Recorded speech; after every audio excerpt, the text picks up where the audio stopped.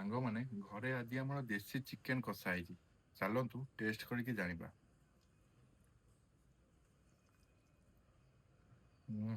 ପୁରା ବୋବାଲ ହେଇଛି, ଦେଖୁଛନ୍ତି କେମିତି ସିଝିଛି।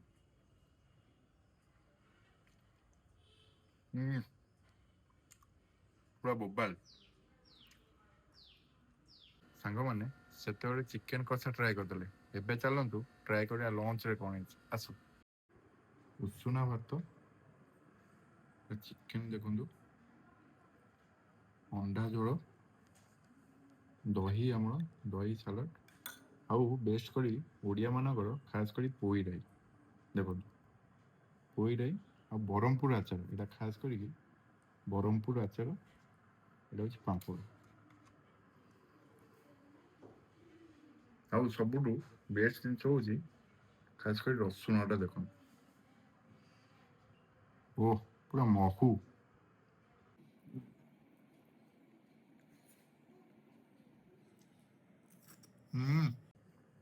ପୁରା ବୋବା ମହୁ ପୁରା।